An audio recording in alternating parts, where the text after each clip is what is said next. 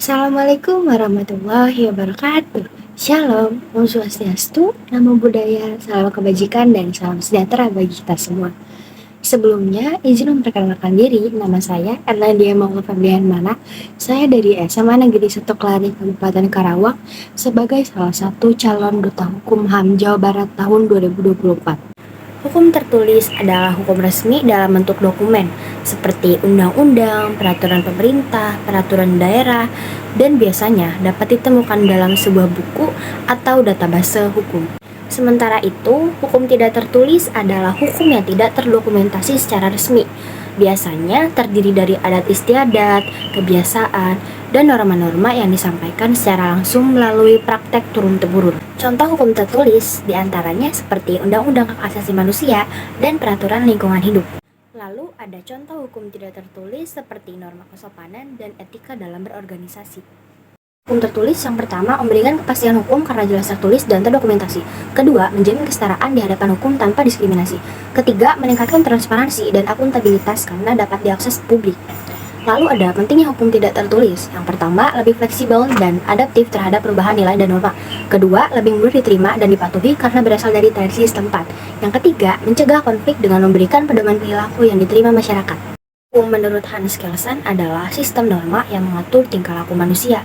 Sedangkan menurut John Austin, hukum adalah perintah dari penguasa yang bersifat memaksa dan diikuti oleh ancaman sanksi. Lalu selanjutnya ada Loan-Dubois Fuller.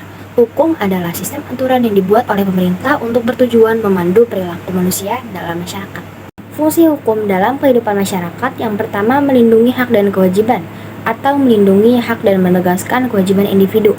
Kedua, menjaga ketertiban dengan menetapkan aturan dan sanksi untuk menjaga ketertiban sosial.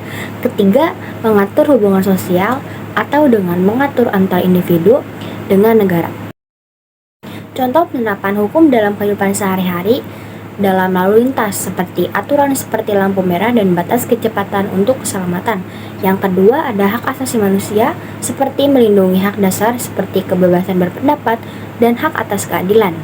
Pengertian HAM menurut berbagai sumber. Yang pertama menurut Perserikatan Bangsa-Bangsa atau PBB. HAM adalah hak-hak dasar yang melekat pada setiap manusia sejak lahir tanpa membedakan ras, warna kulit, jenis kelamin, bahasa, agama, pandangan politik, asal-usul, kebangsaan atau sosial, kekayaan, kelahiran, atau status lainnya. Yang kedua, menurut Undang-Undang Dasar 1945, hak asasi manusia adalah hak yang melekat pada setiap individu dan tidak dapat dicabut oleh siapapun, yang wajib dihormati, dilindungi, dan dipenuhi oleh negara, pemerintah, dan setiap orang demi kehormatan dan perlindungan martabat manusia. Yang ketiga, menurut John Locke, HAM adalah hak alami yang dimiliki manusia sebagai akibat dari kodratnya, seperti hak untuk hidup, kebebasan, dan kepemilikan. Jenis-jenis HAM yang diakui secara universal. Yang pertama, hak sipil dan politik, termasuk hak untuk hidup, kebebasan berpendapat, beragama, hak atas pengadilan yang adil, dan untuk tidak disiksa. Yang kedua, hak ekonomi, sosial, dan budaya, termasuk hak atas pekerjaan, pendidikan, kesehatan, standar hidup yang layak, dan berpartisipasi dalam kehidupan budaya. Yang ketiga, ada hak kolektif, termasuk hak atas penentuan nasib sendiri, pembangunan, dan lingkungan yang sehat. Contoh pelanggaran HAM yang pernah terjadi di Indonesia.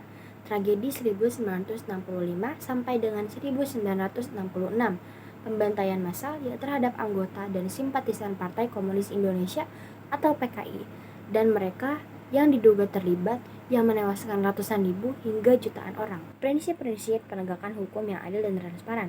Pertama, keadilan, menjamin perlakuan yang sama di hadapan hukum tanpa pandang bulu. Kedua, transparansi, memastikan proses hukum terbuka dan dapat dipahami oleh publik. Ketiga, kepatuhan terhadap aturan, mematuhi aturan prosedur yang berlaku. Keempat, hak asasi manusia atau menghormati hak asasi manusia dalam semua tindakan. Peran dan tanggung jawab individu dalam penegakan HAM. Pertama, penghormatan terhadap HAM, menghormati hak asasi manusia orang lain tanpa diskriminasi. Yang kedua, pelaporan pelanggaran dengan melaporkan pelanggaran HAM kepada otoritas yang berwenang. Ketiga, pendidikan dan kesadaran, meningkatkan pemahaman tentang HAM untuk mengidentifikasi pelanggaran.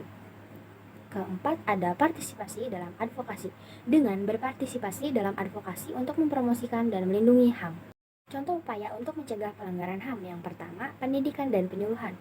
Program pendidikan tentang HAM di masyarakat. Yang kedua, bisa dengan penguatan institusi HAM dengan meningkatkan kapasitas lembaga penegak hukum dan HAM. Ketiga, pemantauan dan advokasi dengan pemantauan pelaksanaan HAM dan advokasi kebijakan yang mendukung HAM. Yang keempat, ada pelatihan dan pengembangan kapasitas dengan melakukan pelatihan bagi aparat penegak hukum untuk menangani kasus pelanggaran HAM dengan adil. Sekian pemaparan dari saya. Terima kasih. Wassalamualaikum warahmatullahi wabarakatuh.